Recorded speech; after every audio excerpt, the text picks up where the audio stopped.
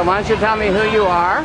My name is Paul. I'm with the Cures Not Wars. We're a medical marijuana advocacy group, and we also promote the use of ibogaine to get, instead of incarcerating junkies, we want treatment over incarceration. It's more humane, it's safer, and it has longer lasting effects in a holistic, healthy way than just throwing people in jail. You have an annual march here in New York? We do the Million Marijuana March around the world. This year was the worldwide marijuana march.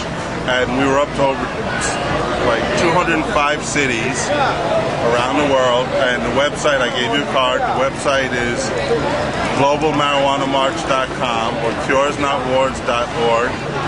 And it's the first Saturday in May. In New York City, the march is in Broadway and Houston at noon. We gave you the card. Hopefully you can, hold on, can I show this? Now in the past. Here's that. Right. And in the past, you used to have it in Washington, Square Park? Yes. Why don't you tell me what happened there? NYU and Julianus kicked it out. It was part of their gentrification program. They're accusing us of attracting all kinds of unsavory people. And mostly it was a lie. They just wanted to impress like Midwestern kids to come here so they could feel safe. And we were reminded of what the Village used to be back in its heyday. So something like 10 years ago they kicked us out. That's why we're now on Broadway and Houston. There's a series on the Sundance Channel called The Drug Wars. Yes. And they give the thesis that pot in the 60s was falsely accused of being a doorway to like heroin addiction, but actually pot acted as a gateway to like psychedelics. That's what sort of like the Tim Leary. The gateway theory has been disproven because there's over something like 30 there's something about 20 million potheads around the United States. I'm talking about daily users who smoke pot every day. And there's probably, if you say people who smoke maybe on weekends or on special occasions, you might get up to 30 or 40 million. And yet there's only 2 million heroin addicts.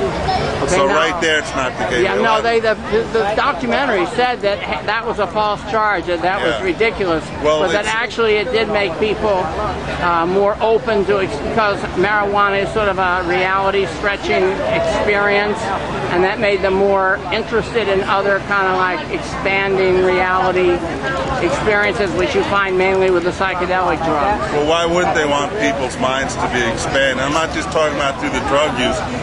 Most of these are Christian fascists that want closed minds so you can follow their little Bush war, and an expanded mind does not necessarily mean expand through hallucinogens. And yet this is a free country. There are people in religious traditions that do expand their minds through hallucinogens. Wasn't it recently some mayor said to give low priority to arresting marijuana users? It was in the news just in the last week. Our own DA, Morgenthau here in Manhattan, says he's for legalizing pot. I mean, there's a cop going around, founded this organization, Police Officers Against the Drug Wars, or something like that. He said he busted people and he felt so guilty because he was not helping them. He ruined their lives. And most of these people were dysfunctioning, maybe smoking a joint here or there. And it's time to end the drug war. And pot is safer than alcohol and safer than tobacco. Haven't you won almost every referendum where the public has voted on medical marijuana? No, we won every single referendum, and we plan to win all the new ones. There's one in New Jersey. I'm with Cures Not Wars. Go to the Marijuana Policy Project website. It's on the bottom of the flyer I gave you.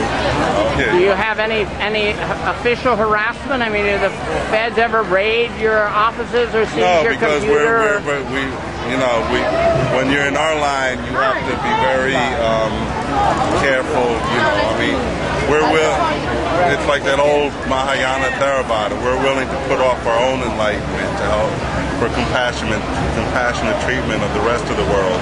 And what kind of reaction do you get to your merchandise and do you get much hostility from? Almost no hostility, Is that unique to the gay community? Is that true anywhere you set up? Well, anywhere we set up.